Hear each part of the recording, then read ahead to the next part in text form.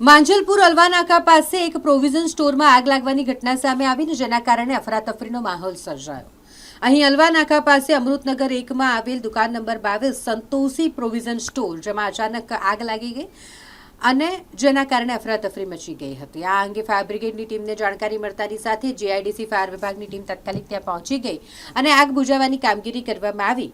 જો કે દુકાનના માલિક એ દુકાનની ઉપર જ રહેતા હોય તેઓનું સફળતાપૂર્વક સુરક્ષિત રીતે ફાયર વિભાગની ટીમ દ્વારા રેસ્ક્યુ કરી લેવામાં આવ્યું અને તેમને સુરક્ષિત બહાર કાઢી લેવામાં આવ્યા। જો કે નજીક રહેણાંક વિસ્તાર છે અને લોકો રહેતા હોય એટલે આસપાસ રહેતા લોકોમાં પણ આ આગ લાગવાના બનાવને લઈને ભયનો માહોલ છવાઈ ગયો હતો। જો કે ફાયર બ્રિગેડની ટીમ તાત્કાલિક પહોંચી ગઈ હતી। માંજલપુર પોલીસની ટીમ જેમાં પીઆઈ સહિતના જે પોલીસ કર્મચારીઓ છે તેઓ પહોંચી ગયા હતા અને તેઓ દ્વારા પરિસ્થિતિ શાંત કરવામાં આવી હતી। ફાયર બ્રિગેડની ટીમ દ્વારા પણ પાણીનો મારો ચલાવી અને આગ પર કાબૂ મેળવવામાં આવ્યો। એમ્બ્યુલન્સ પણ ત્યાં પહોંચી ગઈ હતી।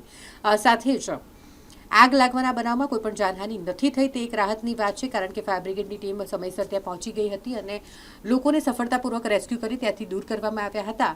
પરંતુ આગ લાગવાને કારણે દુકાનમાં મોટું નુકસાન થયું છે।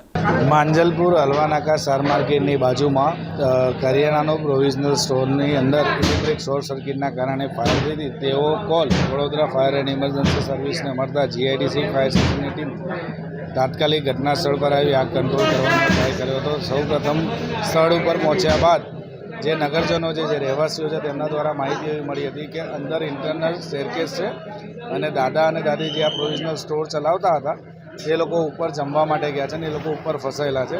એટલે તાત્કાલિક સૌપ્રથમ પહેલાં આપણે લેડરનો ઉપયોગ કરીને આપણા જવાનોએ તાત્કાલિક દાદા અને દાદીને બિલકુલ સેફલી બહાર કાઢ્યા છે।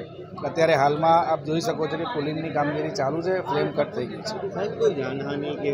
ના, કોઈ જાનહાનિ નથી થઈ। દાદા અને દાદી બંનેને સેફલી આપણે બહાર કાઢ્યા।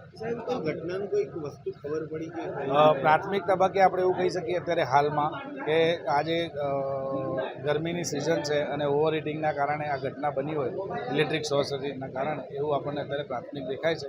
વધુ તપાસ કરતાં આગળની માહિતી જાણવા મળશે। આપણી જીઆઈડીસીની 2 ટીમો સ્ટેન્ડ બાય છે।